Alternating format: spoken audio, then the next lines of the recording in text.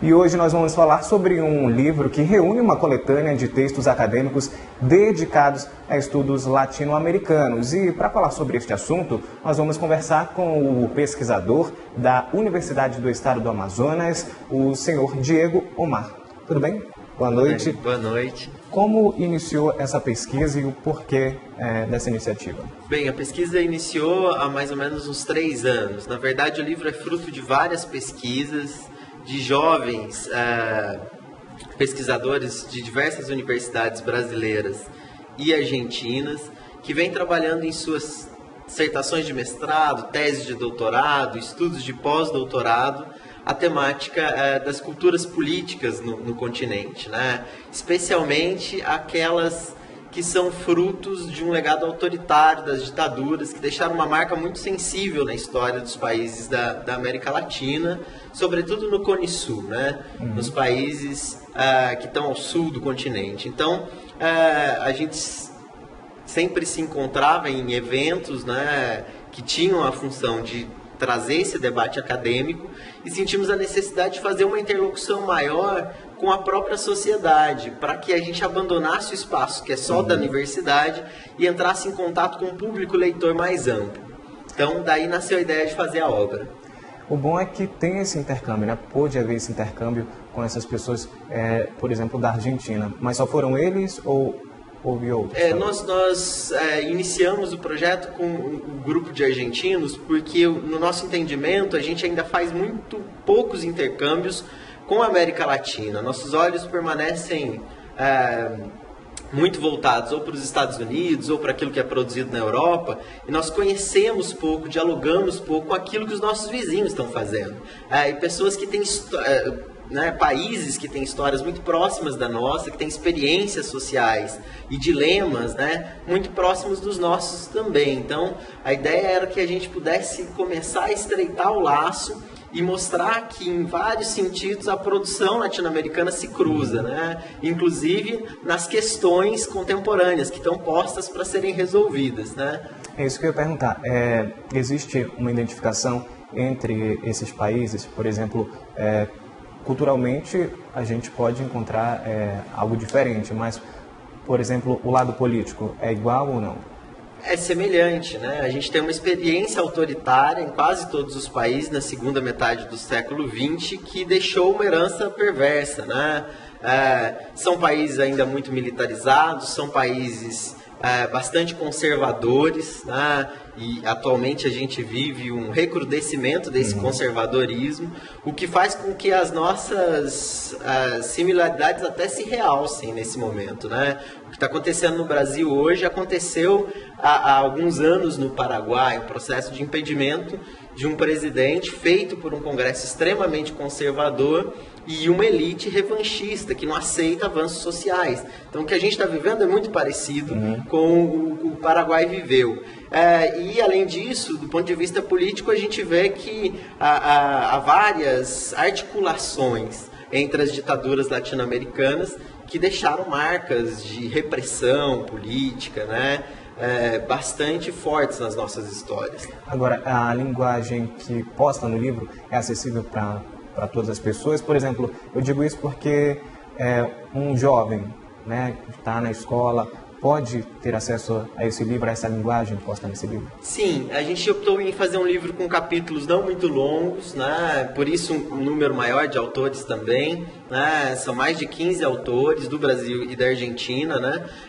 E a gente optou em não publicar os textos dos argentinos em espanhol, e sim publicá-los em português, porque daria mais trabalho, como deu de fato, né? Isso atrasou inclusive a produção do livro, mas a gente gerou um produto que pode chegar nas escolas, que pode ser lido no ensino médio tranquilamente para pensar problemas que continuam aí, problemas sociais, políticos, inclusive sobre alguns países pouco conhecidos, né? Como Guatemala, Nicarágua, Bolívia mesmo. Há capítulos no livro sobre esses países que tornam acessível, através de um texto de 15 páginas, para um jovem, pelo menos a introdução do que foi a ditadura e do que é esse país hoje.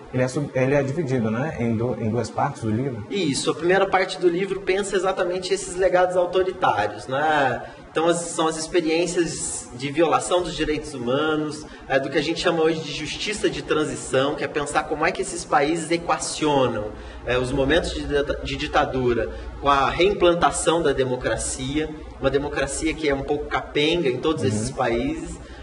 E o segundo bloco, onde nós pensamos aquilo que os historiadores chamam de história do tempo presente, né? Também durante muito tempo os historiadores só faziam a história de um passado mais distante, deixavam para os jornalistas e para os sociólogos, né, fazer a leitura do que estava ocorrendo na sociedade. Felizmente, nós temos revisto isso e temos buscado também dar nossa contribuição intelectual sobre o que está acontecendo hoje, sobre o que aconteceu há uma década, e nesse sentido, toda a segunda parte do livro tenta fazer uma leitura do que é a América Latina contemporaneamente. Agora, antes da pesquisa, quando você iniciou, você tinha uma visão diferente e após o término, a obra, você teve outra visão ou não? A pesquisa sempre nos transforma, né? Ela sempre muda a forma de pensar. Eu acho que sempre torna a nossa leitura da realidade um pouco mais densa, um pouco mais crítica. Nesse sentido, a gente mudou bastante no processo de construção das pesquisas, né? Até porque várias delas, como eu disse, estão feitas no âmbito da pós-graduação. Ficamos bastante tempo debatendo esses textos, então acabamos nos contaminando também por esses temas, e a gente espera que os nossos leitores também se deixem afetar não apenas pelas informações, mas pelas interpretações que estão sugeridas ali no livro. Agora, esse termo latino-americano, o senhor sabe de onde veio? A introdução do livro foi feita por um historiador importante na América Latina, que é o Pablo Pozzi, e ele começa já dizendo, que é um professor da Universidade de Buenos Aires, ele começa dizendo que é difícil pensar um consenso em torno de América Latina, né? Hoje a história dos conceitos nos remete à necessidade de fazer crítica dessas construções, porque em geral elas remetem a uma ideia de homogeneidade. Então, se existe América Latina, existe um continente que pode ser lido a partir da ideia de homogeneidade. A gente parte, na verdade, do contrário, né? De pensar esse território nomeado como América Latina como um território plural, de experiências diversas, né? De países onde a presença do europeu se soma e se conflita com a presença do homem nativo, né, autóctone, do indígena, e depois do negro, e depois das muitas imigrações que ocorreram. Então, é um continente onde muita coisa se funde. O termo nasce do meio para o final do século XIX, né, e ele tem uma aplicação imperialista, né, que é de como a Europa olha para outro espaço e depois de como os Estados Unidos olham para esse outro espaço. Até porque a América Latina praticamente foi colonizada, né? Pela França, pela Espanha e por Portugal, não é isso? Isso. E a nossa ideia é inverter um pouco o olhar, né? Mostrar como é que a América Latina ela foi também se redescobrindo e se legitimando como um continente que pode falar sobre si, que não aceita apenas aquilo que o colonizador diz, mas que cria, nesse sentido, uma luta contra-hegemônica, né, que se coloca em debate a partir de outros pontos de vista e, mais importante, a partir de outros projetos sociais, que muitas vezes não estão inseridos na ordem do capital, não estão inseridos na ordem da exploração, porque por essa ordem a América Latina sempre esteve por baixo. E como a América Latina ela se enxerga? Deu para perceber isso através dessa pesquisa? A América Latina se enxerga de uma forma plural, né? Como o livro trata de ditadura, um dos aspectos que a gente buscou mostrar, né, através da imprensa, através dos agentes políticos, através dos movimentos sociais, foi que esse continente foi sendo relido por vários sujeitos que antes eram desprezados, mas que aos poucos foram conquistando seu lugar de fala. Então, a América Latina hoje ela tem uma autoestima diferenciada do que tinha há 30, 40 anos atrás, né? e isso nasce dos próprios projetos de articulação econômicos, sociais da América Latina, né? Mas também nasce como uma luta, né? Para superar esse lugar do explorado, né? Esse lugar de quem não pode falar sobre si mesmo. Agora, o livro vai ser lançado agora, não é isso? Isso, o livro acabou de ficar pronto, ele foi produzido com a ajuda da FAPEAM, isso é importante destacar, né, da Fundação de Amparo à Pesquisa do Amazonas, por meio do edital Biblos, e publicado pela Fino Traço, que é uma editora universitária, né, de Belo Horizonte, acadêmica, aliás, de Belo Horizonte, e ele vai ser lançado amanhã no Fórum Leituras de Paulo Freire, que está sendo promovido pela Universidade do Estado do Amazonas.